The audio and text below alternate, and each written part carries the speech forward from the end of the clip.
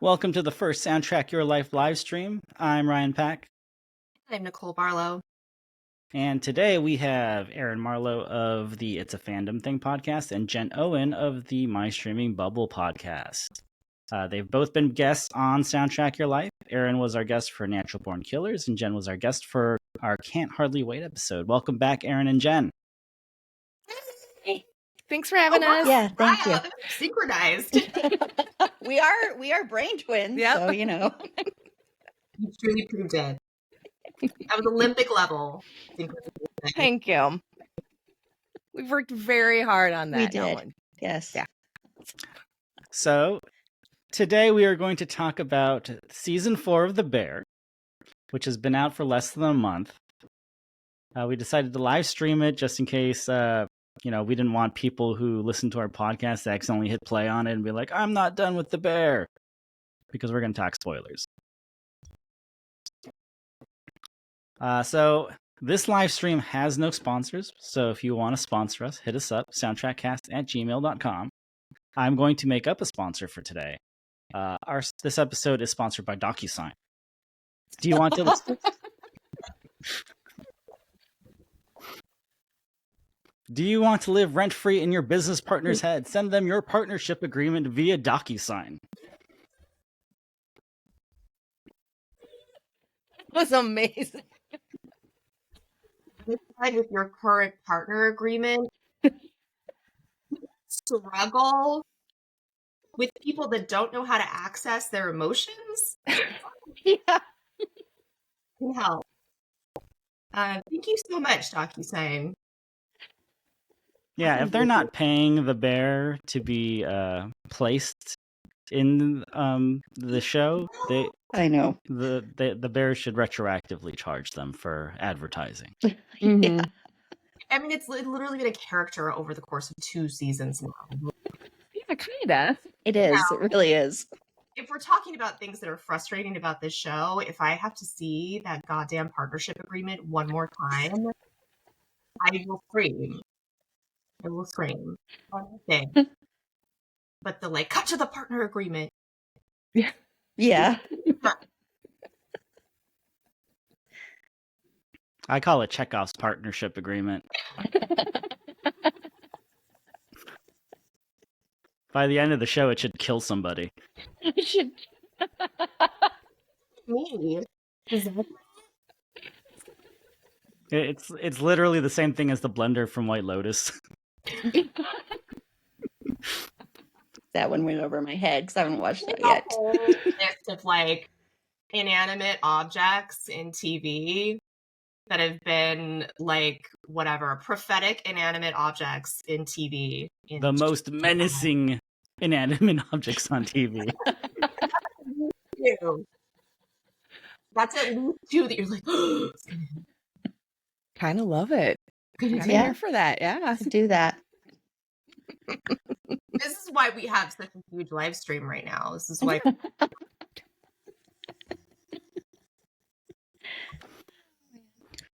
Okay, so since this is a soundtrack podcast, we got to talk about needle drops on the bear. So for season 4, what is your favorite needle drop? Well, this was really difficult, and I was my last rewatch, I was really, really trying to pay attention. I was like, all right, which one kind of stood out on the first watch? Which one still stands out? I have to go with Baby I Love You as Sugar's ringtone for her mom, because I was not expecting that. And when it hit, I was just tuned in. I was like, are you fucking kidding me right now? And I was like, oh my God, just all the happy tears. And I even went back and rewatched that scene from last season, and because I wasn't crying hard enough. And I was like, this is it. This is mine. So I loved it so much. It speaks volumes to the growth of their relationship and everything. And I just, like I said, it was just so unexpected to hear that in that moment. Because, you got the soundtrack, you have the score, and you expect to hear bangers, and we do. But that one just right on the side of the head. And I was like, I love it so much. I just want to add the bear has done a great job using like phones for like little plot points or for like jokes. Like That's when true. Carmi wants to call Pete and he is still in Carmi's phone as Suge's boyfriend. I And know. then in parentheses, Pete question mark. I loved that. That cracked me up so That was hard. really funny. It is Poor Pete. in how they actually effectively use like text message conversations and phone bits to either advance the story or just be kind of like a fun little Easter egg. And that moment with her ringtone is a really fun call. Yeah. And like the and consistency with the music supervision on the show, and that they don't seem to forget little things like that. Yeah. Mhm. oh, and also Nat, while she's going into labor, calls Sydney before she calls Carmi. Mhm. It makes sense. I mean, Carmi would be just a sweating mess of anxiousness.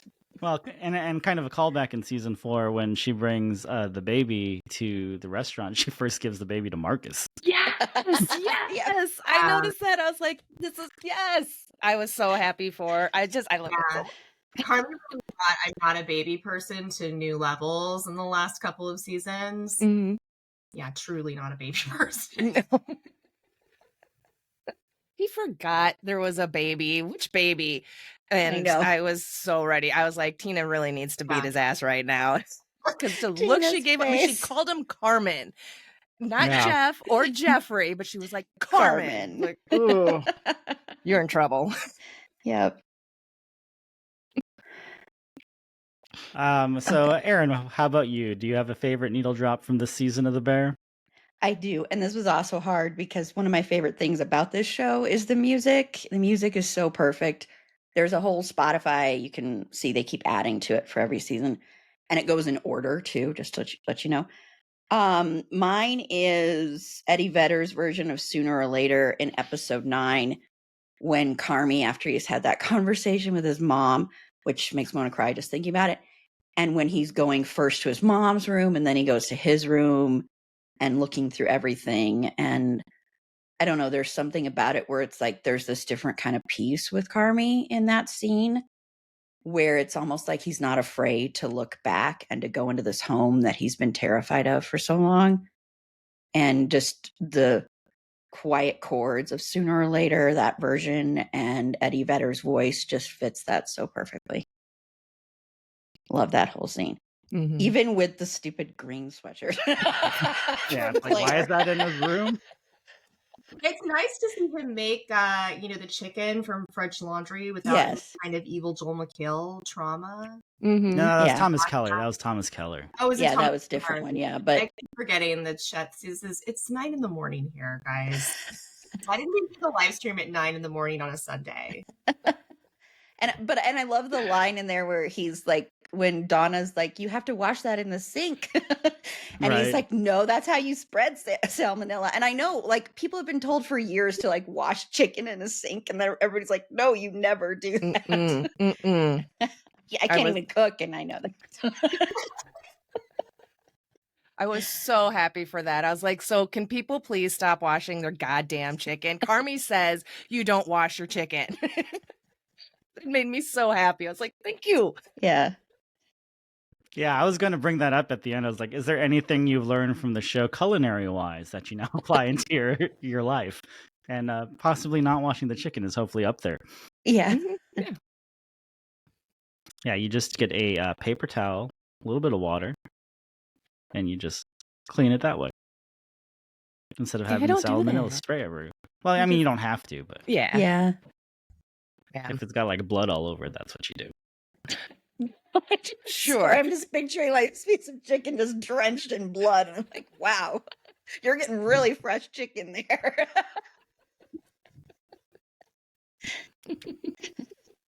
Maybe I don't always go to the big box grocery stores for my chicken. Yeah. Instead of like a pick your own berries, it's like a kill your own chicken farms or something. I want that one. Yeah. How about you, Nicole? What has been your favorite needle drop of season 4? I mean, as everyone said, I think it's really hard to pick a favorite needle drop on the Bear because the music is so dense. There's so much of it. There's so much that's really, really great.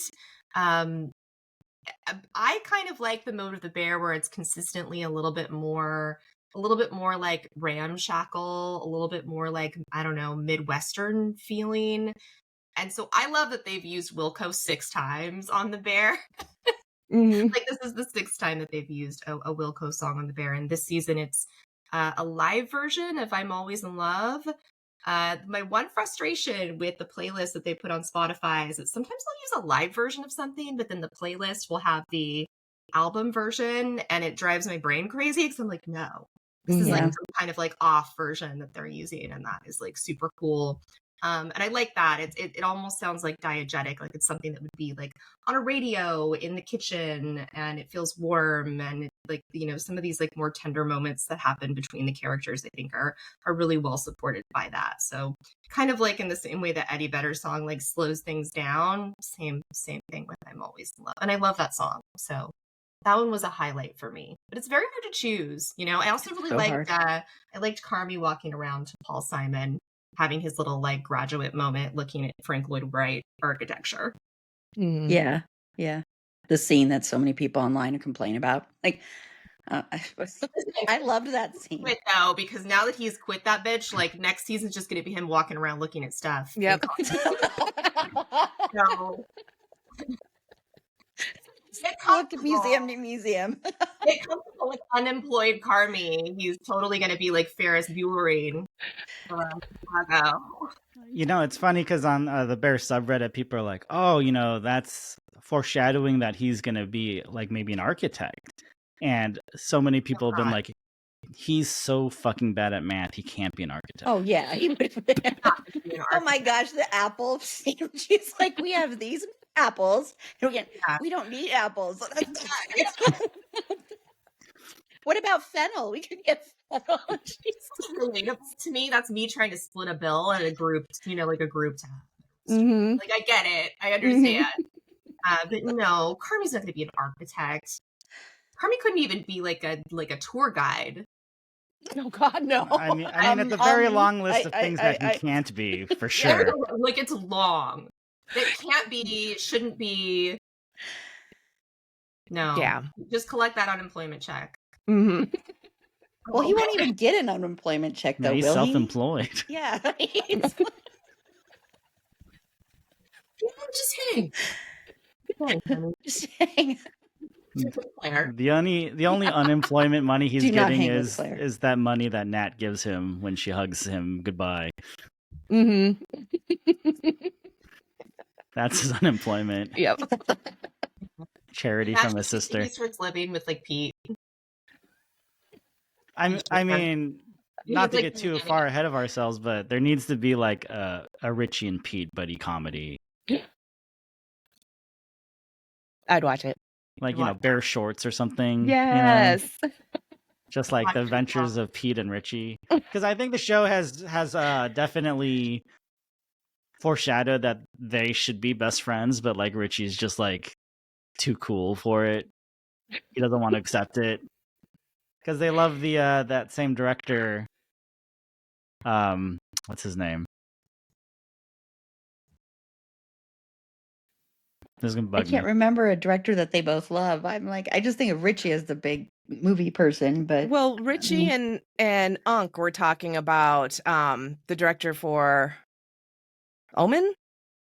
oh yeah, William Friedkin didn't Yes. direct Omen. The Omen, he directed Exorcist, but Or Exorcist, yeah, sorry. yeah, William Friedkin. Yep. Yeah, Friedkin. They talk about Friedkin, and That then was the only Nat's one I like, could think "Oh, you know, Pete also loves Friedkin," and then like Richie's like, "Oh, but he probably only likes, you know, like the blockbuster stuff," or he basically makes it sound like, you know, there's like such a huge depth of Friedkin, like, you know, he's Friedkin cinematic universe. yeah. And I think they both, you know, love the Cubs and like every time, like I think it's in season 1. I think Pete's like, "Oh, you're a big Cubs fan." Richie's like, "No." I mean, personally, I'm an advocate for a little bit more Pete. I think Pete sometimes gets the short shrift on the show, but he's actually a really interesting character and creates interesting dynamics because he's not part of the clan. So I like that about Pete, and I hope we get to see more of him in the future. Also, we cannot exit this conversation without knowing your favorite needle drop from the Bear, Ryan. Yeah. What are you holding? So I really like the St. Vincent needle drop this season. On the finale, right? Finale, I think they use a different version earlier in the season. So it's called Slow Disco, which is the original track, and then the season ends with is it Fast Slow Disco or Slow Fast Disco, which is like the kind of more like pop version of it. My only problem with it is St. Vincent just seems a little too cool for like the Bears soundtrack. Like it's very steeped in like 90s like dude rock, and then you have like St. Vincent like 24, like it's like 5 years ago. It's too recent. Yeah. It just seems too recent. And I did wonder, it's so funny, it's too recent, it's in the last 10 years. I did wonder, like, what was the process like between them getting to St. Vincent? Because it's such a pivotal like moment in the show, but maybe they chose it intentionally because it does feel a little bit different, and you know, there's this unknown of who Carmi's gonna be next season. We're making changes. We're listening to St. Vincent now. No more Eddie Vedder covers. I think in the chorus it has a line about like dancing with ghosts. Mm-hmm. So I think that might be thematically like part of it. But yeah, I mean, I like the song. I kind of missed it on Mass Seduction, that St. Vincent album, because it's not very good. The album, you mean? Yeah, like, the album. Yeah. So I was happy to rediscover that track. That was great. As a bonus, this is a spoiler for a future episode, but we got into talking about the Bear with Monique Powell from St. Ferris, and she also loved the needle drop of the Eddie Vedder cover of Sooner or Later. Yes. It's just such a great scene, that whole scene. And even before that, you know, the whole scene with his mom is just, ooh, that's so good and so emotional. And amazing. What I also noticed this season is they talk about bringing back the greatest hits on the menu. Yeah. You know, Carmi's going to stop fucking around with the menu every day. And they're like, let's bring back the greatest hits. And I feel like musically, they brought back a lot of the greatest hits from previous seasons of The Bear as far as needle drops go. Yeah. So, you know, we have our New Noise needle drop come back at the end. We have, you know, Sooner or Later from season 3, the Eddie Vedder cover. I think that's where it started. Yep. Strange Currencies, which kind of is part of the Carmi Claire dynamic, that comes back. And so I kind of feel like when they brought back the greatest hits menu, they decided to bring the greatest hits of previous seasons musically as well. That's a great observation. Yeah, it does seem like they did that intentionally, which is kind of cool. It was interesting. Yeah, I think that I would not at all be surprised if that was intentional. That was the idea kind of behind it and everything, because this show is very thoughtful in that sense, and that it's not all willy-nilly, like, oh, we're just going to do this one and this, like maybe last season with like the chaos menu and everything. But no, that's a great point. I love that. Greatest hits menu, greatest hit soundtrack.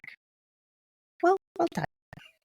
And going back to the slow disco song, what's interesting when you were mentioning, Nicole, that maybe it's because, you know, Carmi is supposedly taking a step back, all of that, and Sid would then become the executive chef. And so, you know, Sid is around his same age, but still a couple of years younger than him. And so that could be also for the switching of the roles. And the way and that song is used in the Scallops episode, and it's with Sid. So it's like maybe Sid's it's like song. Associated somehow. That's an interesting one too. Yeah, I can see that. Because clearly she has better taste in music. I mean, you would imagine. I love music in the show. So. Honestly, I think we've proven that Carmi listens to music. Well, no, in his room, that whole like where his like old boombox was, and there were like so many CDs and got CDs. Albums. Okay. He's listening to music. Thank God. He also liked dinosaurs. Yeah. The reason I get like this read from Carmi, like he's the kind of guy that's like raw dogging the flight. You know that trend of like you're just not watching or doing anything on your flight. You're just like staring forward, and you're like deep in your contemplation cave. I feel like that's Carmi's. Like, does he have hobbies? Yeah, I think Right. that's what Right now. happened. Yeah, I think that's what happened to him when he went to New York. I think what happened to him is he went to New York and he worked in all these restaurants and he felt like he couldn't afford to have any distractions. Like he couldn't Mhm. the Yeah. only indulgence that he has is cigarettes. And that seriously, that's like the only indulgence he has. Like I don't even think he probably like we hardly ever see him eat. I mean, how Yeah. does he even like live or survive? It's like he has been so solely focused on becoming like this great chef, and that's how I think he lost his love for it, that he forgot everything else. And so I think Mhm. that's also what that episode where he goes to the Frank Lloyd Wright place is about, is him trying to find something else outside of cooking that he can latch onto and enjoy, because he rarely smiles, and he smiles in that episode. He smiled a lot more this season than he Mhm. does normally. Well, And in so I season think 3, that's he was kind of not what allowed to smile. No. Yeah. Most of season 3 in terms of tiny moments of Carmi joy, not even joy, just like him Yeah, having as fun John with it. Mulaney says in the wedding episode, he smelled like a sociopath every day. Yeah. Yeah. Yeah. So many cigarettes, all the cigarettes. Yeah. Yeah. Yeah. That sounds about right for kitchen life, from my understanding. My Especially husband had for a 16 chef years. that does not drink at all. Mm-hmm. Yeah, I know. It's Mhm. pretty incredible that he doesn't. It's pretty incredible that you don't see a lot of drinking on this show, honestly. Even though they talk about like Mhm. addiction, you don't see a lot of that except for smoking. Smoking is the big thing you see, but and I mean Donna, of course, but I'm talking about like in the kitchen. Right. kitchen. Like Richie will occasionally drink a after work beer at home, Yeah. Yeah. which seems very reasonable. Yeah, it's very reasonable behavior. You're right. Like nobody's like breaking out a case of beer. I Right. mean, yeah, other than the after party after the Mm. Forever funeral, that's like the Yeah. only time you see them get like a little crazy. Mm-hmm. I And loved that. who after wouldn't party. if Olivia Colman was putting caviar on your frozen pizzas? Right? Oh my gosh, I loved her so much. She was one of the best Yes. guests that they've had I in here. do have a theory that she's going to come back at some point to help Oh. Carmi I'd love that. maybe see that he misses cooking or something. Maybe Yeah. come I have back a when lot of he theories there. finds that spark, that re-spark, because the light in his eyes throughout this season were very, from the first episode with the flashback with him and Mikey, they're very bright. He's got all these ideas. He's very excited. And then it cuts to present day and it's just dark and drab and you can see it. But throughout the season, it kind of lightens up. So it'd be nice to maybe have Olivia Colman back to help with that final splash of brightness in his eyes. And like I said, just find that spark and that love of cooking. Cause that's what I want from him. Like, go do what you got to do, find yourself but then please come back and be happy. I think that's been, I don't want to say controversial, but maybe one of the most talked about points of people that have seen the entire season is you're really breaking the conventions of the show by having Carmi quit. Because then as it gets renewed for season 5, what happens in season 5 to your main character if he's no longer in the kitchen? That is kind of a huge question that I think they've left us to contemplate. And maybe that's a good segue too into just kind of how we felt about season 4, what we liked, what maybe we were frustrated by. I always say that even when I hate the show, I really love it. And I think what I mean by that is that there's a lot of things about the show that tend to frustrate me, but ultimately, it still has me in a chokehold. So I'm curious, Jen, what did you love? What did you not so much love about this season? Oh my God. I truly loved everything about this season. I loved all the growth and everybody, the accountability, all the apologies. Like, this was the apology tour of the Bear, and Carmi coming to terms with all of that and not backing down and not making excuses of why he was this way. Like in the last episode when Sid's mad and she's like, oh, so you put these blockades up and changing the menu. And he's like, yeah, probably I self-sabotage kind of thing. So I absolutely loved all of that. And it wasn't just Carmi, Donna and everyone as well. And it's just the sincerity of all of it from everybody. I'd have to say, going into the season, excuse me, for the first time, I was very much like, okay, here we go. I'm going to be really stressed out. And then got to the end of the season, I was like, that wasn't really that stressful. And I And I don't know if I like it, but I do. But it was just so funny because the no stress was stressing me out. Like I'm just tense for every episode and then nothing happens. I'm like, okay, that's fine. That's fine. So excuse me, as much as I love and hate all the tension and the anxiety, for me, I think that's a big part of especially the first 3 seasons is there's at least one episode each season that just gets your blood pressure going and you're just stressed out the whole time. And I love that. I always love shows that just get me all worked up like that. And this season didn't have that, and that was fine. But at the same time, I kind of missed it. Like there were still some kind of tense moments, but nothing like season 1 with the pre-orders coming in or fishes or nothing like. I mean, even Ice Chips, as beautiful of an episode as that was, the contractions were very just like, oh my god, and then not shying away from it. Beautifully done, but like I said, I kind of missed it, but there were a few little moments. I'd say that last episode was probably for this season was probably like the most tense that it got for me. But it was well done, like, but not even the same kind of tense as fishes. So, but a healing tension. I don't know if that makes sense. Like, get all the yelling and the anger and the stress out, and then that helps kind of settle everything, and everything's fine afterwards. I was like, okay, I'll accept that. It's the stressful moments. So that's what it was for me: the growth and accountability, and the lack of anxiety attacks.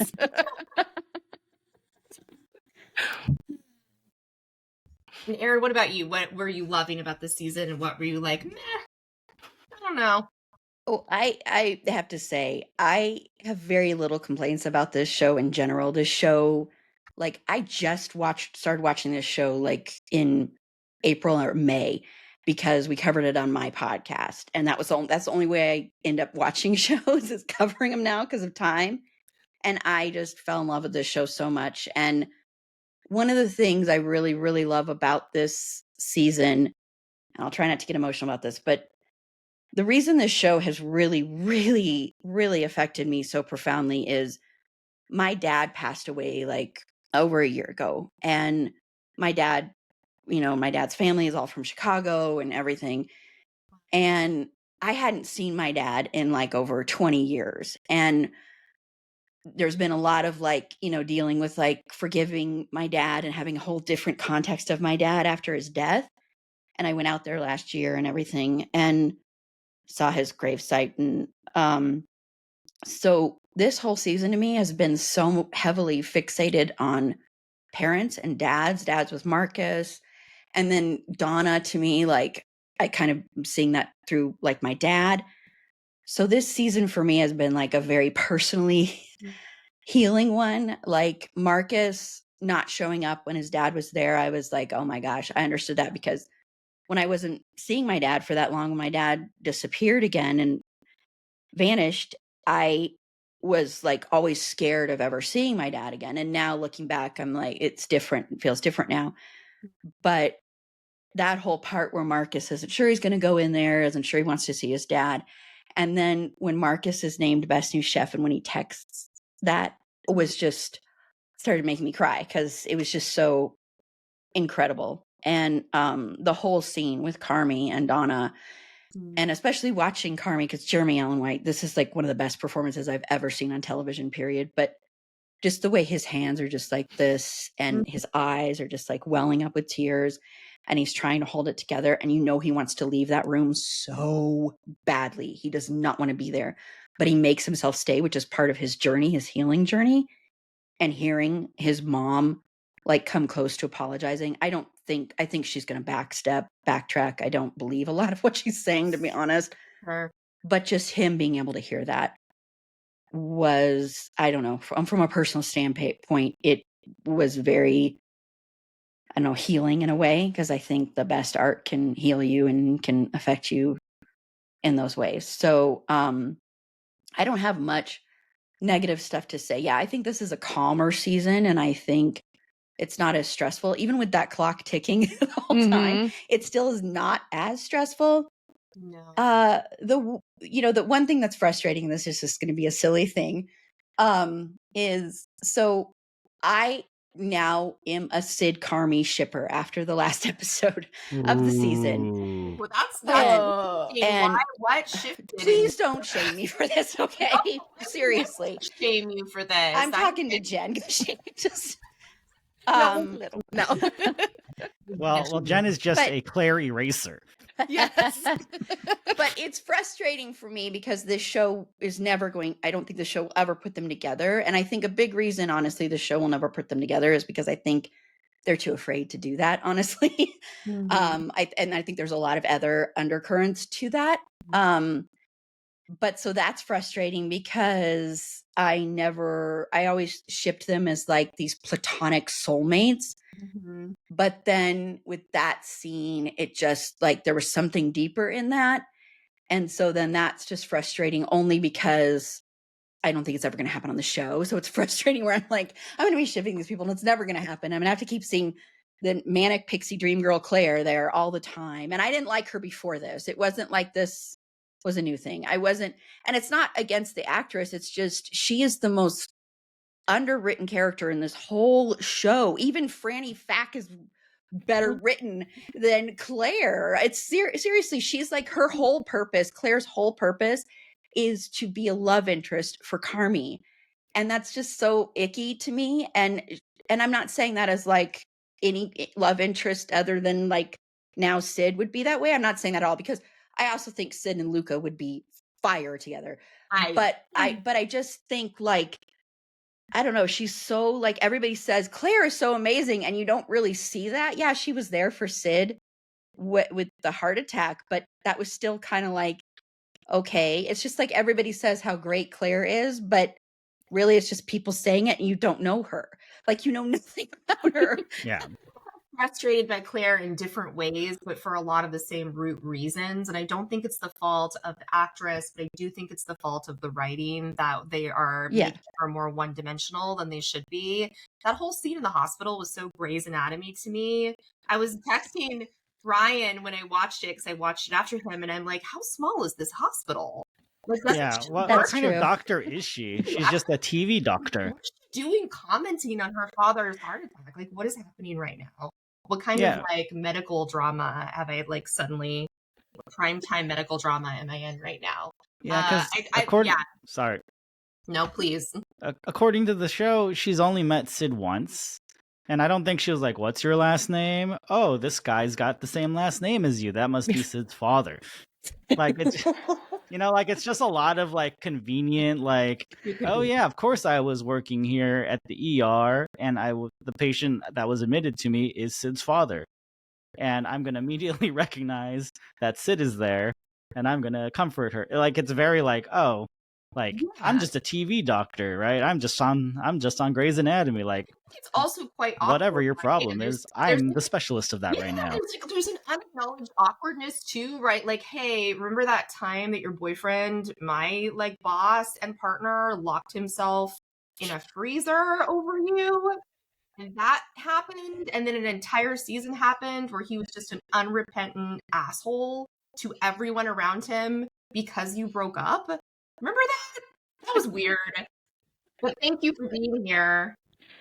We've met once. Like that definitely did bother me a little, and I think it speaks to maybe a desire on the part of the writers to make Claire a bigger force in the sort of ecosystem of characters than she's actually proven herself to be.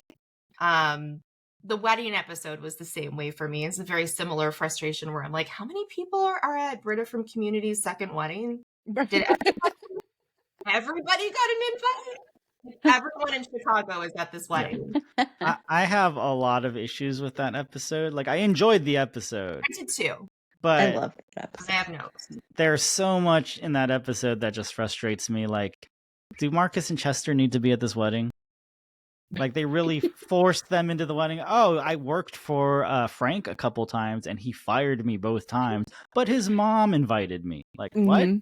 Like, I know that is something that, like, I get that moms will sometimes do things like that. Like, oh, that nice boy, you know, but like Frank is furious at him and it's like, well, why is he sticking around? Why is he like, this is a good idea? Why? Because everyone else is going to be there, so you're just going to show up and like get cursed out by the groom? That seems like a very strange motive. And they kind of explain it away, that like, well, all the Berzanos are here, for example, because my family is blended and I don't want to lose you. And there's all this kind of like emotional hand wringing over, I don't want to cut ties with your family. But like, really? This many people? Like, this is too awkward. They went Well, too and the fact that Frank has like met none of them except Richie. It's just weird. Like there's like they're so important to me. How come I have never met any of them and we're getting married today? It's a small intimate wedding. It's like at our house, but we invited everyone for maximum dramatic potential. Yeah, I see what you're saying, and I mean, but I think what's so interesting about that episode is it's such a it's so counter to the Fishes episode because it's compared to that so much. And it's so counter to that in the fact that there's so much more joy. There's so much life in that episode. And like, one scene in that, that episode is serving basically as a way for you to see how everybody else kind of connects and likes them. And so, yes, it is kind of ridiculous how some of these people are there. It's absolutely ludicrous. I totally agree. But then there's these amazing parts where like, you see that even though Richie and Carmi haven't healed yet, Richie is still very tuned into Carmi. So when Carmi arrives and Donna is there and he has not seen Donna in forever, and you see him just go, he has no idea. Like he doesn't even remember he's an uncle. He doesn't remember. He probably couldn't even tell you like his full name at that point because he's so overwhelmed with that. And both Richie and Sid from across the way know this. And so they come over there and Richie going, yep, you got that thing you got to go take care of, that person, which is not true. But they're rescuing him from her. And it's such a beautiful moment because it's like, you know what, cousin, even though we are pissed at each other and I'm so pissed at you, even though I love you so much, I see that you are drowning and I'm going to save you from this because you don't deserve this right now. So I'm going to intervene and be like, hey, you got that thing? You got that thing? And then Sid having that conversation with Donna, and then the under the table scene was so beautiful. So I understand totally what you're saying. I just think it was such a nice counterpoint to Fishes and having this thing where even though this family and the people that are like extended members of this family are so messed up, they love each other in such this deep and profound way. Like their love is so loud that it's kind of, so incredibly beautiful. So they're very intense, as John Mulaney says. Yes, they're very intense. Yes. I hate John Mulaney's character, though. I just want to say that. Oh no, not John Mulaney's character. No, I didn't mean that. I meant what's his name? The other guy, from the Breaking Bad stuff. Oh, Uncle Lane or whatever. Yeah. I hate him. That's who I meant. No, I love John Mulaney's character. I meant the other his guy. character Sorry. because he's just such a dick, or do you hate like that he's there at all? He's a dick. He's such a dick. Yeah, in Fishes, making you hate him. I hated him in Fishes. I haven't let go of that grudge, despite them sort of trying to redeem him a little bit in the wedding episode. I'm like, I don't know. I'm not. Well, there's a really small moment in that kitchen scene where he goes, you and your mother have a lot more in common than you think, Carmi, and you can see Carmi like about to explode. Yep. Yeah, I mean, if there were like, a list of people that Carmi is probably going to beat the shit out of, I feel like he would be at the top of that list, and that would be like very satisfying. So I'm glad they didn't like redeem all the dickishness. Like he's still kind of a dick. Like that was totally a trigger. Oh yeah, no, for sure. It's like every compliment is wrapped in an insult, or the other way around. Yeah, he's a very vexing character, and I do not enjoy him either. But I don't know. I feel like Ryan and I had kind of the same impression of this season. I liked it much better than the prior season. I feel like it did slow down a lot. So my anxiety was like nowhere to be found, which is really weird watching The Bear and just seeing all these kind of like tender moments and moments of healing that you mentioned, Erin. And they're really nice to see. And then by the end of it, especially the moments between Richie and Carmi in the finale, where it feels like they've truly come full circle in their understanding of each other and the misunderstandings, I think, and prejudices that they've had about each other because they just do not know how to communicate them and they don't know how to communicate past their pain, felt really satisfying and also really sad because they've reached this moment of like, we get each other, but now I'm leaving. I'm leaving the restaurant. I think my biggest frustration now that I've reflected on it is that it took 4 seasons to realize that the sandwich franchise is going to save them. Like, yeah, duh. Mm-hmm. Franchise the sandwiches. I want them to somehow incorporate the sandwich into the fancy pants part of the restaurant. And the way they kept bringing it up and what the beef, with the bear being the beef before and Richie kind of looking back in the dining area kind of longingly for those days. And I'm like, bring it back. And then you got Rob Reiner being all like, no, the sandwich is the icon, not the person. I was like, if you don't fucking bring that goddamn sandwich back to the greatest hits again, greatest hits. Reiner cameo to realize that the money is in the beef.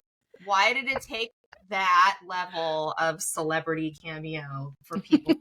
Yeah, first the money was literally in the beef in the tomato cans. Yeah, yes. And now it's like, just make the full circle to the sandwich. Now it's in the sandwich. That in Chicago O'Hare, okay? Mm-hmm. Sell like 1 billion sandwiches a day. Oh, yeah. Can I just say, though, that I'm so glad that Rob Reiner's character didn't turn out to be a total creep taking advantage of Ibra, because I thought that's what was going to happen. And I was like, please don't. If you take advantage of Ibra, many people will die. Yes. Oh, yeah. But I really was worried that was what was going to happen. I thought that's what was going to happen. And I'm like, oh my gosh, so help me. Or it would have been like scorched earth if you tried to mess with Ibram. No. Mm-hmm. Yeah, you don't mess with Ibram or Marcus. Yes. Oh, I love Marcus. Like, we've been through you can try to mess with Tina and she will kill you. Yeah. She's good on her own. But those two, like, no. Marcus. Baby girls. I love Marcus so much. So I know that some people find Fanny Fack to be a little bit distracting. We got another stunt casting. But I kind of liked having her show up because it gave Natalie a chance to show that she is also Berzotto. Yes. Very true. Very strange. Her Berzotto side definitely came out a little bit. Yeah, I don't know. How do we feel about the stunt casting of the Facts? I mean, I think this is a vast improvement over the John Cena cameo from last season for me, because I hated that and thought it was so out of the blue. Like, no way are they hiding John Cena for 3 seasons. Like, just the sheer size of the man is like, no, you're going to talk about him. Like, that would have come up. Mm-hmm. He would have been part of this mix sooner. And I feel kind of the same way about Francine. I think it feels a little bit shoehorned in as a reason to submit them in the comedy category. I mean, that's what a lot of people think. Yeah, I feel like it's just sort of there to continue to justify that categorization. And so while I enjoy it, I also feel like it sometimes ruins the momentum of the show. I'm mixed on it. How do we feel about it? How do we feel? Do we want another Facts stunt casting in season 5? And who would I think we're gonna get one. Who would it be? Who are we getting in season 5?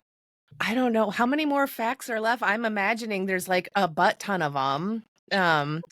With Francine, I'll say I had no idea what Francine was going to look like or so I had any other kind of like preconceived ideas of who could possibly play Francine. So yeah, when Brie Larson walked in, I was like, okay. I didn't hate it, but I didn't love it. Again, I guess I was caught off guard. I was like, this might sound terrible, but I was like, I wasn't expecting someone as pretty as Brie Larson. No, I'm with you. Like, Brie Larson is like an angel on earth. You're not going to talk about this secret Fact who's like literally like just a goddess walking among you. Like, no. Like, first of all, like, we've seen the other Facts. It tracks, like, right? Like, you can see like the genetic material Brie Larson being in that mix feels unfair to everyone. Like wrong. It just feels wrong. Like, no. My theory on that is, since Natalie was going to be just like flipping the shit out on her, they wanted someone that was like gorgeous. Yeah. Like if they had someone that I feel like, I don't know, looked like they were like a twin of Maddie Matheson, then you'd be like, oh, Natalie's just a mean girl. Like, why would Right. you be so mean to that person? Well, they also they never really give a clear reason, right? It's not like super There's clear. like a hookup involved. There's a hookup, but then like maybe Mhm. they hooked up and there's like a whole thing and it's all just played for like comedic value. It just kind of gets heightened throughout the episode and then they make up and it's okay. Yeah. My theory is they just didn't want to make it look like Natalie was like punching down on someone. Yeah, probably. So then That's they're fair. like, how about like this goddess here? Yeah. Yeah, probably. It's just And funny I that you're think cursing out also- Brie Larson. They build it up too in prior episodes, like, oh, we're talking about like Francie Fack. And I think that's kind of to like maximize the impact of the stunt casting, right? There's also been chatter about maybe that's why they didn't do a ton of promo, because the showrunners are really strict about not spoiling things like that. They don't want you to know who's in the show. My unpopular opinion about The Bear, or maybe it's not unpopular, is that they should really be releasing episodes weekly. I agree. I Like completely dropping it all at 100% once agree. was like, I don't know. I would love to be talking about it weekly and having a Mhm. little bit more time to also process some of the great acting and some of the depth of these episodes. There's just not enough time to process it when you're binging. Mm-hmm. Need Yeah, I time to think- digest it. Yeah. Ah. Yeah, Corny joke. my wife follows Brie Larson on Instagram, and I think a couple days after the season dropped, I think Brie Larson was like posting like, Yeah. that she was on the set of The Bear and text messages with Christopher Storr. They didn't necessarily say who she was going to be, but obviously the antenna goes up when it's like, oh, you're talking about another Fack. It was ruined she's for female. me before I saw the show, and I think that wedding episode is what, like 7 episodes in. Yeah, So it is, yeah. it's just really difficult to keep the things like that fresh and feeling exciting and like a reveal when you don't drop it once a week. I really enjoy that Yeah. format much better for streaming. I think that's just a problem in general right now for the way TV shows are released. I mean, at least they release a season a year, and it's not like you have to wait like stupid True. Stranger Things where you have to wait Oh, so years true. and years for Mhm. season For 5. 2-hour episodes. They're all like 30 Yeah. years old. Yeah. Mm-hmm.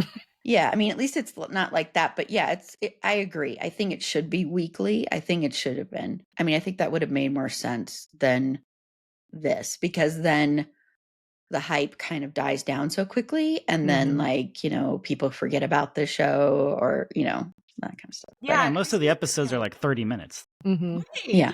No, and like you said, Erin, I think maybe people are taking for granted how excellent the acting is on this show. Not just Jeremy Allen White, but virtually everybody. everyone in this cast is just so excellent. And I don't know that you have a chance to really appreciate that when, it's just you're expected to watch it all in 2 days. 'Cause it's really like a master class in acting in every episode. It's so fabulous. Yeah, all the performances are just incredible. Just absolutely some of the best performances I've ever seen on television. Just And that's great mind-blowingly good. too, and so you almost don't want to rush through the moments that you get with each of these wonderful characters. I think it's one of those shows that you watch and will continue to watch for the characters as much as anything else, because we love them so much. I think we feel like we know them by now. It feels very like lived in. Like even though The Bear stresses me out, I want to go and hang out with these characters. Mm-hmm. Totally. Excuse me. So one episode we haven't touched on is the episode where Sydney is not in the kitchen and she's just hanging out, getting her hair done. Mm-hmm. And her hairstylist cousin, Yes. is Daniel Deadweiler. Is Yep. that how you pronounce her name? Who's great in the like very small amount of time she has on screen, because she needs to go get like supplies Yeah. and leaves Sydney with her kid. That episode is great, and it's just like such a relaxing episode. Such a contrast of what it is like to be in the kitchen of the Bear. And I think people have pointed out that in the kitchen, because Daniel Deadweiler doesn't cook, she has never set the clock of the oven, so it's just blinking 12 the entire time. That's a great detail, huh? And Didn't notice so, that. I love it. so it's kind of like a nice contrast where, instead of every second counts, and the as Nicole called it, the money clock. Yes. You don't actually have the every second counts though. Got a time clock and a money clock. Because I'm two clocks. We're running out of money, so we brought in another clock to tell you how little money we've got left. It was a nice episode to kind of see what she looks like when she's not completely stressed out by Carmy making Hamburger help her. Yeah. I always appreciate the episodes where you get to spend more time with one character. I think those episodes have consistently been really nice and worked well for the show. I also love her making the hamburger helper. The other thing that I love about this show is moments where they're making food for somebody else, like the chicken for with Carmy, the omelet for Natalie. The omelet for Natalie. That I feel like it falls in that genre of like you're making food for someone else, which is the basis of everything, the hospitality and the love, and Sid being maybe arguably the only person other than maybe Marcus that still loves this, still really loves it. It was nice to see that come through. Yeah, it also showed that Adam Shapiro does not know anything about Black people. He is such an asshole. Can I just say that he is such the microaggressions in that episode? Right? Holy crap! Just oh my gosh! I wanted to just punch his smug little face. And then when she finally says, "No, I'm not going," and the way he reacts to that tells you everything you need to know that she made the right decision. Because yeah, he was like, you knew he was going to show his ass eventually, but man, like he really, guy sucks. Yeah, it really validates Carmy in that last episode. They're like yelling at each other, and then he's like, "I guess you could go work for him. Like you should, but but I smoke him. Yeah, and actually you smoke him too." Yes, I love that. Erin, moments like that can be kind of like a jealous romantic rival vibe, and sometimes I'm not quite like a shipper. I don't know if I'm there with you, but I am also like open to the possibility. And I also feel like they're the only people in this show with anything like truly in common or with like a real kind of like deep understanding of each other. I think the show, you're right, is not like brave enough to explore that more. Maybe. No, I think there are undercurrents of other reasons why they wouldn't, to be honest, that go to some other little issues. But yeah, I think that the Worms episode, the episode 4, is so good. And shout out to Io Adebre and Lionel Boyce, who Lionel Boyce, of course, plays Marcus, and Io, of course, is Sid. They wrote that episode together, and like she called him up and was like, "Hey, I've got this idea for an episode. I'm going to be writing it. Do you want to write it with me?" And he's like, "What? You want me to write this episode with you?" Aww. And so shout out to both of them for writing that. And so I hope she gets next year at the Emmys a nomination for writing, since she got a nomination for directing for season 3. Yeah, she could get a nomination for directing in this one too, because I think she directed that episode with the napkins. Yeah, the napkins. Yeah, she did for season 3. Yeah, for season 3. Yeah. Yeah, no, they're so talented. I think Lionel Boyce does not get enough credit for what he does on the show as well. I think he's one of the real like beating hearts of the Bear, and I want his character on the screen all the time. I love his relationship with Luca. Me too. I love Sid and Luca also. I don't know if like other people are wanting more Sid and Luca. People are. Oh yeah. People also want Luca and Marcus. So Luca with anyone. Maybe Chester wants Chester and Luca, and no, Chester wants his friendship with Marcus. He's just so jealous because Marcus is his, and now he's like, now this cool, sexy guy has got Marcus from me. Somehow he knew that he was sexy before he even saw him. Yeah, right? That was interesting. What's unrealistic about this show is that I do think there should be more like sex and romantic tension. Yes. I feel like, if you've ever worked in like a restaurant or a kitchen, like everybody's just like dating. Everyone's banging. Yeah. Dating. It's people are hooking up. And doing drugs. Oh, all the drugs. The drugs, I feel like they've been like, okay, yeah, like we hired that one guy and he did. Oh, yeah, that. Much that was doing the crack. Right. Yeah, whatever it was.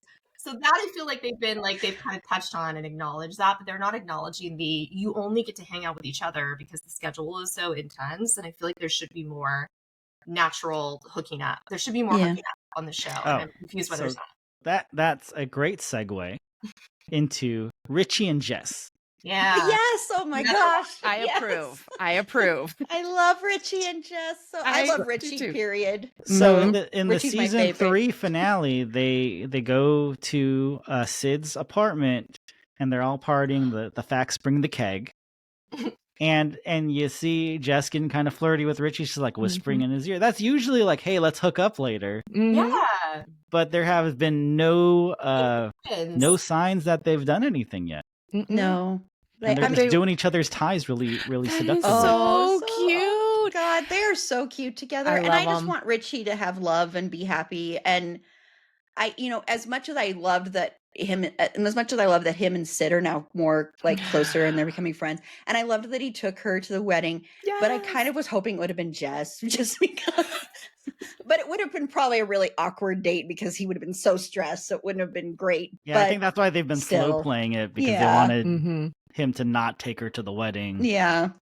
But so that's been kind of the frustrating thing because it's clearly like there's chemistry brewing, Oh, yeah. I mean, I was hoping for that since like season 3, but I'm like, all right, you can go slow, let it simmer. That's fine. But then, yeah, this season with the correcting the ties and she.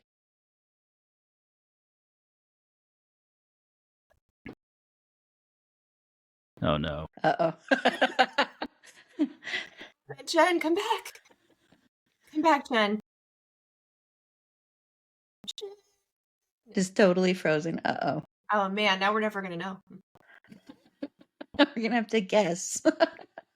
We're going to have to guess.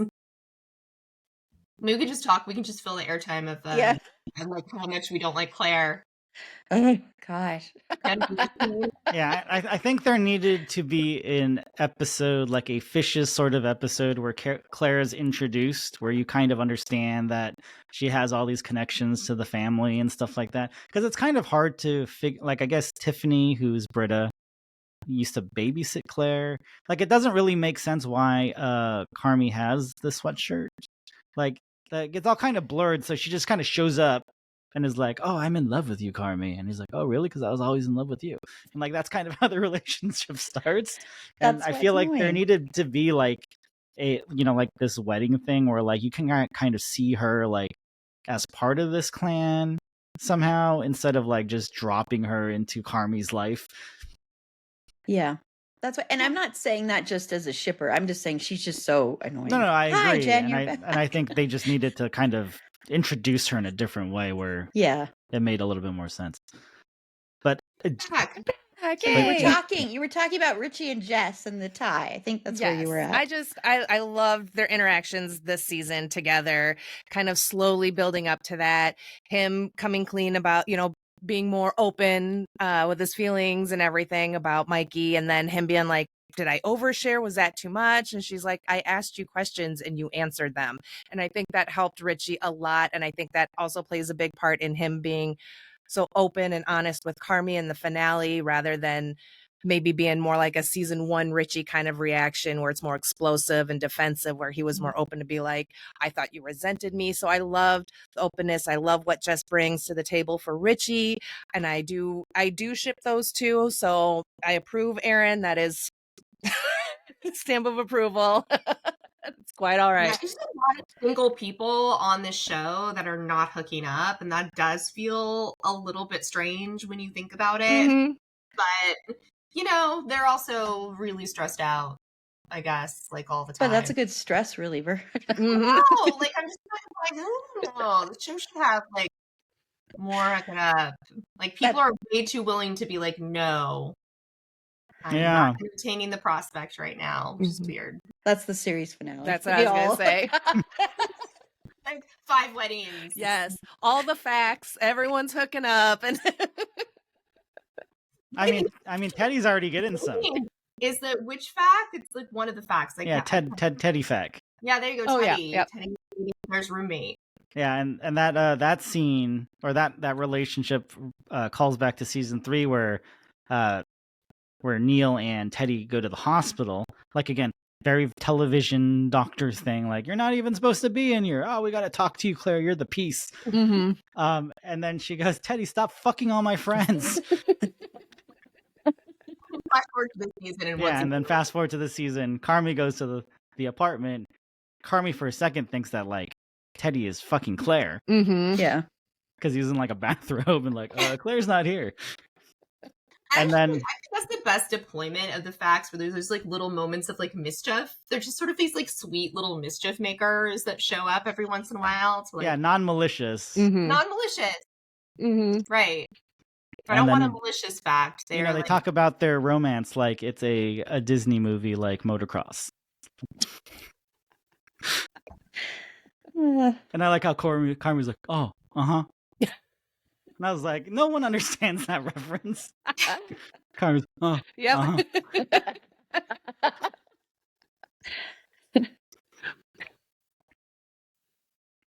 All right, so friends, do we think that The Bear is going to end with season 5? Yes. ooh. I mean, I could see it, and as long as it's done well, I think I would be okay with it. And truly, with the stories we've been given with these characters, it really does feel like 5 is going to be the finale. If they're able to stretch it, I'd be fine with up to 7 seasons total, but I would not be at all surprised for this to end at season 5. I think it probably should end with season 5. I'm not sure it will end at season 5. I see them going maybe another season. I see them going another season, and I feel like this is also the kind of show that would like get a spinoff. No. Richie and Pete. It would be awful, and I don't want it. I can see it. I can see there being like a Better Call Saul-esque like spinoff. I can see it happening. It should be like the movie Friendship, but it should be Richie and Pete. But also, yeah, I don't know. I can see a lot of things happening with this show that shouldn't, and I think where I fall down is I hope that they protect the integrity of it, and I hope season 5 comes through with a really strong finish, that does the show justice. Mm-hmm. That's what I hope personally.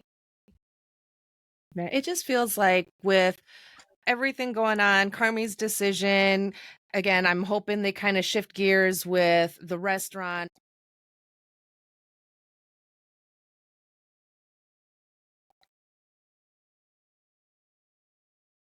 Oh no. Oh no, not again. Oh no. Oh.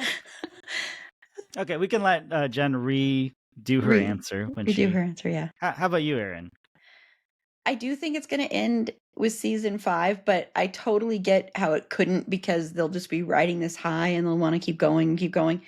I just don't want it to, even though I love this show and would love to watch it forever. I don't want it to get to that point where you're like, oh, this show should have ended already.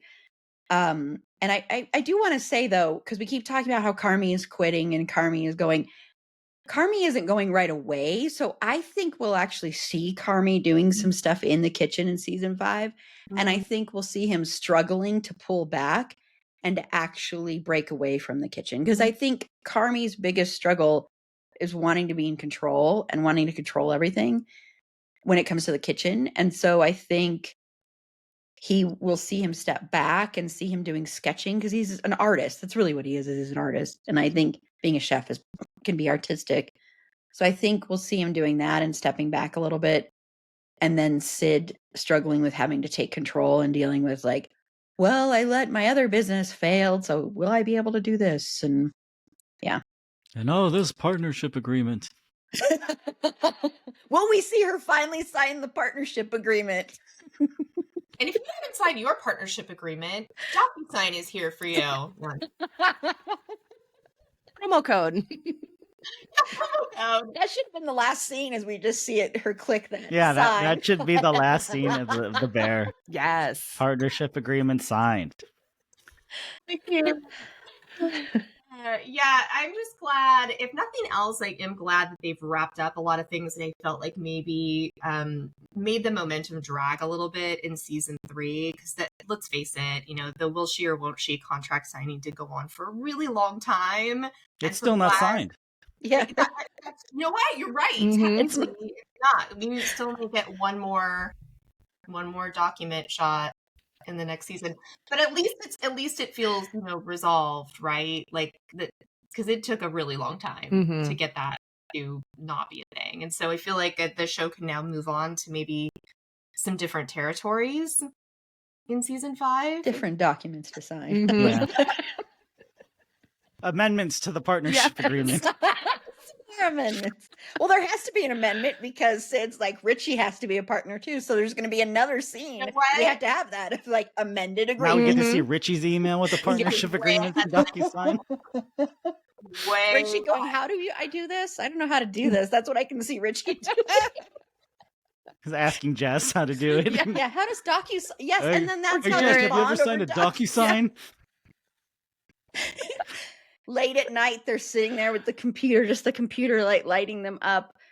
Jess, will you help me with this? And signs it, and then look at each other, and the computer light just shining in her eyes, and then they move forward and they kiss.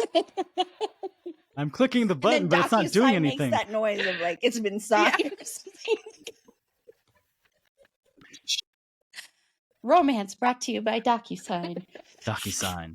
Promo code SYLcast. Yes. So Jen, I think you got cut off. Oh, but, yeah. Yes. Yeah. Yes. I don't think my computer wants me to keep talking anymore, but all I'll just say is yes. Jess and Richie, I ship it. I think that's where I was going. Everything kind of being laid. Was that where I was going, or was it something else? I It was talked about about season 5, I think. Yeah. How many more seasons? Yeah. Oh yeah. Yeah, I could see. Yeah, I mean, yeah, I can see it ending in season 5. And like I said, I'd be okay with it going up to 7 seasons, but it would depend on the storylines, the writing, the plot. Nicole, like you said, don't want to lose the integrity of the show, and sometimes it's just better to burn out than fade away. So I know we have already discovered, or we've already figured out the ending of the show where it's just Sid signing the DocuSign. But how do you think the show will end? Will Frank and Tiff ever be allowed to eat at the Bear? I hope so. I think so, but not until they reincorporate the beef sandwich. Because it's not perfect. The Bear's not perfect until then, in my opinion. Like, I kind of see the finale as they finally let, and Donna will be there, of course, because once she hasn't eaten at the Bear as well. But I could see Richie doing one of his famous, big grand gestures when he finally lets them eat at the Bear, like he did for that family with the snow, Mm-hmm. which he got the idea from DeVry University. I love him so much. I really did like that episode, actually. I thought that was a nice episode. Mm-hmm. Because I feel like they've been holding back on these big things that he learned at Forever or at Ever. Mm-hmm. So I feel like the writers are cooking up something for when he finally lets Tiff and Frank eat there. Yeah, I could see that. And I think that'll be the finale of the show. Tiff and Yeah, Waldo, The DocuSign. show is so interesting, right? Because I think like we could wait another season for the Michelin star to drop, and that's what brings Carmy back or everyone together. Like who knows how long it's going to take, even though like we're pretty sure the Michelin guy was the guy that was there during the snow incident, right? Mhm. Yeah. Mm-hmm. Mhm. Right. Pretty positive. Pretty sure. Yeah. Right. Pretty good odds. Yeah, The and way I think that was what the foreshadowed. show, I think one of the things the show wants to kind of hammer home is that like everyone works best when like they're doing it out of like just sheer joy and love, and not when they're aiming for like awards and things like that. Mm-hmm. Like Marcus is, he just loves to create, and he's getting rewarded for that because he's not thinking like, oh, maybe I'll get like best chef in Food and Wine magazine. It just happens, right? Mm-hmm. And I think at the beginning of season 4, when like the money clock is brought in and they're like, this is your like parachute with a hole in it, and Carmi's like, well, what if we get a star? And everyone's like, what the fuck are you talking about, Carmi? What does that have to do with anything? Yeah. Yeah. And I feel like him letting go of like, we need to get a star, we need to be named best restaurant in Chicago, we need to get these reviews. I think that's when he'll kind of start to refine that passion for cooking. It's kind of like what Luca was telling Tina about the pressure. She's trying to shave off that 30 seconds of her cook time, and his speech to her, I loved it, was just basically like, once you kind of let go of it, then you're able to do it, and then you realize how much you need it. I don't know. I thought I thought it made a lot of sense. And then we see once she kind of let goes of worrying about the timer, she nails it. I felt like this season had a lot to do with like shifts in perspective as well. There's a couple of times where Marcus kind of has maybe more of a downer look on things, like selling his mom's home, but then Chester reframes it as like, well, it's moving on, this and that. So I feel like there was a couple of other instances where it's all about shifting that perspective, with Richie as well, and Jess. Jess was like, look at it as having help through Frank. And he kind of was like, And then at the wedding, when he's like, I'm the sand, I bring people together, I was just like, yes, I love that. I loved that too. And it was really lovely and like really heart-wrenching, actually, for him to have that recognition about himself. That was a really nice scene. This show, I really hope that we see sort of newly reborn versions of the characters next year in a way, because I feel like we've plumbed the depths of Carmi's despair for a really long time, and maybe the show recognizes it's time for him to come out on the other side as something else. And I think that would be really great. I hope not too much of it is framed around his need or relationship with Claire, as like that's the ultimate like end game and like happiness, because frankly the one person who shouldn't be hooking up on this show is Carmi. Unless it's with Sid. You're right. Not emotionally stable. No, he's not. Like, this is like a box of like red flags, right? Like, this is not an emotionally stable person that should be in any kind of committed relationship. He just deserves therapy. He deserves a lot of therapy. He's somebody that needs to like do some more work within himself to like find his own version of happiness. I think they all deserve therapy, though. But so this is a little out there, so bear with me. But when he finds when he finds Claire's sweatshirt in his room, it totally reminded me of The Office, the American version of The Office, where Michael Scott goes to the branch where Holly works, but Holly's not there, and he finds like a sweatshirt on her chair, and he like cuts part of it off and takes it with him. That's totally the vibe I got when like I was like, why do you have her sweatshirt, Carmi? That's weird. Why is it in your room?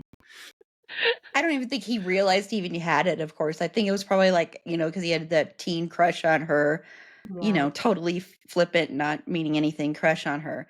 And he goes and he finds it. When you're a teenager, you do that stuff. You find something and you're like, oh gosh, if I keep this of hers, I'll have a piece of her. And then maybe she'll come here and she'll want her green sweatshirt back. And I'll be like, here's your green sweatshirt. And she'll be like, you are the best, Carmi. I love you. Da, da, da, da, da. Let's run off into the sunset together. Just like Michael Scott. Yes. He's got the emotional maturity of a 15-year-old. I'm just going to cut this sleeve off and take it back to Scranton. So funny. It's hilarious.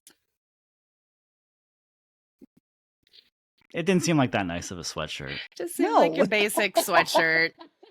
But it was her favorite. And it wasn't dusty at all. I don't know why that bothered me, but I was like, that looks freshly washed. Okay. Donna's just washing it every week, waiting for Carmi to come home. Room wasn't dusty either. That's true. Everything was pristine. Those moments where I feel like they're really trying to force this romantic connection between them. Like, they're really trying to convince the audience, like, no, this is right, because they're meant for each other. It's the manic pixie dream girl thing, like turned up to 11. And I'm not saying that just as a shipper. I really swear to you, I'm not. Because like I said, Sid and Luca could be hooking up all the time. I'd be fine with that. But it's just, she's so like one-dimensional. She's just like this, like even the way she was shot in the wedding episode really bothered me because she was like it's shot in this way where she didn't seem real. I don't know. She was like this ethereal being standing there Let like me also tell you, Frank, about the quirks of the Berzotto family. Yes. He's like, who the fuck are you? Be like, it can't be a binary. There can't be two choices for Carmi. Either like kill yourself in this restaurant or like go marry Claire. Mhm. Like there has to be something in between for him. I feel like that is just too convenient, and the show is better than that. So I would Mhm. love to see something more happen there than just what people I think are now maybe feeling like is inevitable. This inevitable like Yeah, he's she's going a back. sitcom character on a show that is not a sitcom. Mhm. Yeah, Mhm. that's really how it feels sometimes, and it's too bad, you know. I think that everybody on the show deserves a bit more than that. I would love to see them take a braver choice with Claire and just have Claire like be like, yeah, peace, I'm out. Mhm.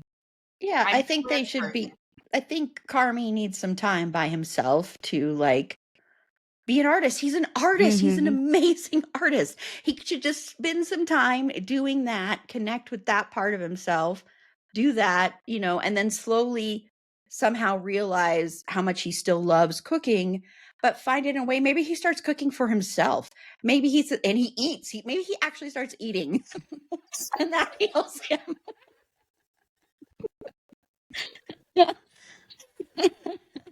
like pack some cigarettes a day meal plan anymore. Right. He's actually Because he's smoking now again. Yes. So Well, it's because Sid tried, and she's bad at it, and she is. And I love that they Well- said that she was bad at smoking. And I'm sorry, That but part was Carmi so is an cute. amazing smoker. He looks so good. Oh my gosh, he's such a good smoker. The I believe he nose, smokes you in can real always, life. Oh yeah, he Yeah, does. you can He tell. smokes in real life. Yeah. like single-handedly brought back smoking, and like this is like that smoking has never looked cooler than it does in various moments of the show. Mhm. Apologies, smoking is terrible for you and you shouldn't fucking do it because it will kill you and it's terrible, but it looks so cool. Yeah, Like, it makes just me want to looks smoke so again. Mhm. It really Right? does. Watching him smoke, I'm like, oh my gosh, I really want to smoke again. How did we let all the young people start vaping? They look so stupid. Mhm. Like smoke, yeah. You know? I still smoke, and I gotta say, mostly because I look really good doing it. I'm a really good smoker. Been doing it for a long time, but no. Yeah. And I'm not here to endorse it on this live stream. I think it's still live. This I don't live stream give a is sponsored by fuck. smoking. By Big Tobacco. Pick me up Joe Camel behind the says it's cool, dumpster at kids. your workplace. Yeah. Oh, you know Like, another thing a little longer. Oh my gosh, the number of fanfics that have come from that scene with them smoking together are beautiful. No, they're beautifully written. Actually, there's a beautifully written one with that, where he shotguns smoke into her mouth. God. Oh my god. It's amazing. Oh my god. That's like peak shipper. And wow. Wow. Oh my God. And then she has a Um, brain fit and has to go to the hospital, Claire's hospital. Mhm. Wah, wah. Well, that went wrong. That killed the mood. Looking up at Claire over her. Oh God. Hi, TV doctor. I have lung cancer. You know, one part I really loved about that we haven't mentioned yet about the last episode is when Richie talks about buying a cookbook because he wanted to understand and know, and he bought French laundry, and he's just like, I don't know. Yeah, and I heard that cookbook is like especially like a mind fuck. But it was It's like, what? I need a circular saw for this recipe? It was so sweet, and oh my gosh, I was just like, oh, made me love Richie even more. Mhm. Just being open and vulnerable and honest in that whole scene of him and Mikey, and that awesome moment, and thinking that must be what Carmi's life is like, that admiration, bit of jealousy, and it was so beautiful. I love you, Richie. But Carmi also showing as a sociopath. I just realized that you also lost someone. Yes.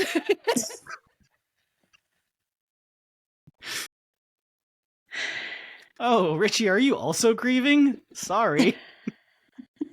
Like, I just realized it. Mm-hmm. Well, Carmi Just now. sometimes forgets that he and Sugar were raised in the same house. So he's like, yeah, no, I do forget that. Can't say, You like, had a baby? I'm an uncle? I'm an uncle. I shouldn't meet the baby.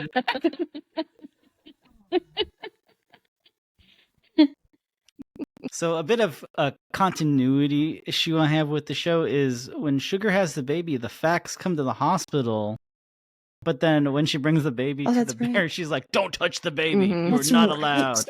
I forgot about that.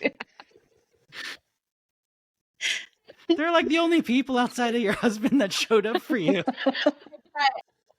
Honestly, wouldn't I think they change their minds about what the facts are capable of, like, by episode, Yeah. right? Yeah, they are kind of cartoon characters where it's You know? like, Mm-hmm. They're like either today in you or guys they're can't out. dress yourselves. It's like, depending on the last thing that happened, I think is where they're at in terms of like trusting them to do something. Mm-hmm. Like, yeah, now So Neil you can't can't touch walk the- without his hands up. Welcome to the bear. What is that? You were And doing it's like, fine. wait, haven't opening you been night. working here? Like, we'll let you treat VIP customers, but you can't hold a baby. And you walk like this. And I love that little pep talk Richie gave Neil and all of that, with Neil feeling insecure because it's so fancy. The bear is so fancy.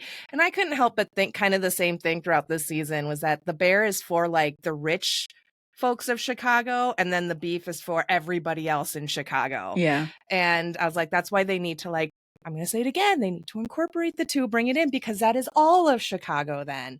But I understood Neil's kind of moment in that, because we've been out to nice places to eat where we have felt severely out of place. Even though we might look really nice, I'm like, I know we are trashier. We're too trashy for this place. But the food was great. But I love that moment with Richie lifting him up, because it kind of goes along with Richie lifting up other people throughout the season. He helps Frank. I love that. Also, Evie still calls him Waldo. He sticks up for Sid when they're talking to Donna, and Donna's like, oh, you work for my son. And she's like, well, yeah. And Richie's like, no, she works with him and she's a fucking boss. Like, he's uplifting everyone. And I love that so much. So now everyone needs to be there to uplift Richie as well, and him and Jess together. Oh. Yeah. Can't wait for the Richie Evie really meeting deserves Jess episode. Oh, Yeah. that'll be fun. It'd be fun to see Evie like just grilling Jess. What are your intentions with my dad? He's been through a lot. What are your feelings on Taylor Swift? Yeah. Oh, also another cool callback is Taylor Swift at the wedding. Mm-hmm. I did like the kind of wedding soundtrack. It sounded like there was like someone said, very like kind of Midwest. There was maybe some like country kind of going on, very, very eclectic and very just kind of subdued and chill, but like fun. So that was something I kind of noticed on my last watch. I was like, is that are they playing like a country song? It sounded country-ish, so like new country. Yeah, It was like definitely Emmylou Harris. Yes. was playing some Old Emmylou country Harris. then, Yeah, yes. it's her playlist. Like, they made it feel kind of handpicked, like stuff that she would Yeah. personally listen to, and I felt like that was nice.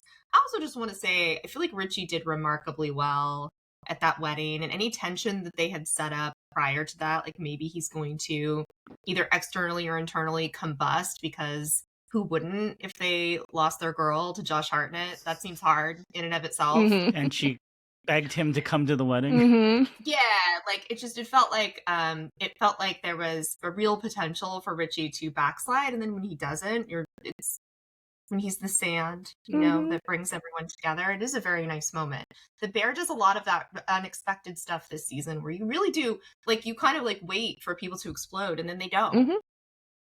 Yeah. Nothing actually explodes. Yeah, I love Richie with Frank in the interactions with him, because you really expect this character, especially if you're looking back at season 1, you expect this character to like explode at Frank or be really mean to Frank, and he's so nice to Frank. Yeah. And I love Josh Hartnett too, as an aside. So anytime you get to see him, I welcome that, even in that stupid trap movie. But that movie's so bad. Uh, Kind of watchable. I, I was but in it until the end. I watched it till the end. I was like, oh my gosh. Anyway, but yeah, he's just like so unexpected in how calm he is and how welcoming and how he's trying to help Frank have a relationship with his daughter. That is like, whoa, that's so cool. And just really Richie. And then at the end, when Richie thinks that Sid is just offering this partnership is just like kind of like, as being like a pat on his head kind of thing. mhm. And then her saying, no, this is actually real. And the way he's almost crying and he's like, it would be an honor to be a partner. Oh my gosh, he's grown so much throughout this show. Like the first season, he was such a dick.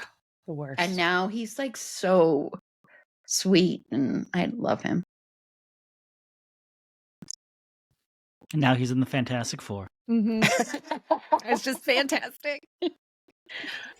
really been busy, like the main cast of this show and in particular their careers have really taken off, which is wild to see and cool to see. Mhm.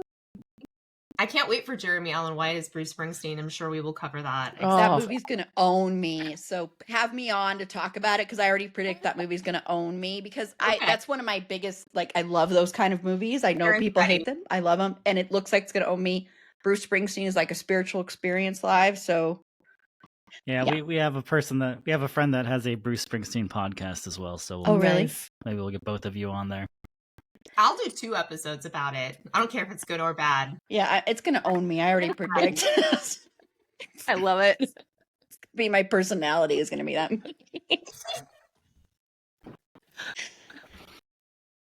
All right, friends. So thank you for joining our live stream and talking about the bear. Mhm. Obviously, subscribe to the podcasts of Erin and Jenn. Put those in our show notes because this will eventually become a podcast episode, I'm sure. Yeah, subscribe to My Streaming Bubble. It's a fandom thing. Soundtrack your life. Sign up for DocuSign. And to win it, we also co-host a podcast Yes. Oh, yes. together. Also, Gemini. Jenn and Erin have Twin It to Win It. Mhm. Sign up for that before you sign up for DocuSign. Sign up for cigarettes. Sign up for cigarettes. They don't do Camel Cash anymore, but you can still get coupons. Okay.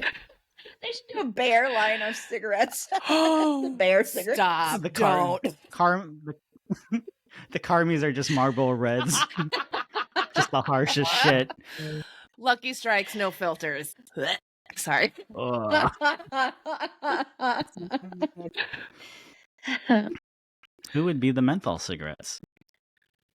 That would probably be Donna. Mm. Yeah. My dad used to smoke menthol cigarettes because he started smoking them because he was in Vietnam, and he started smoking them in Vietnam because he was told this is like getting high. So we're just menthols. A little something extra. This is slightly worse for you. Yeah. Well, thank you again, Erin and Jenn. Mm-hmm. So Thank glad you. to talk to you guys about the bear. Yes, thank Yes, you. it was Thank wonderful. you. Thank you so much for coming. Always a pleasure. We love having you on. You're so much fun. Well, thank you. And maybe we'll do this Thank you. again for your Patreon, Erin. You will be doing it again. Wow. Like you will be paying us back for this. This is we DocuSigned it. Yep. Still haven't gotten your signature yet, Nicole. Probably. It's sitting at the top of her inbox. Yep. Right now. She looks at it every once in a while. I don't understand this. Can you explain it to me, please? Ryan, I need tech support. It won't let me hit the sign button. Going to the other podcast, so I have to think that through for another, 14 months. All right. So enjoy the rest of your day and thank you again. Talking the Bear.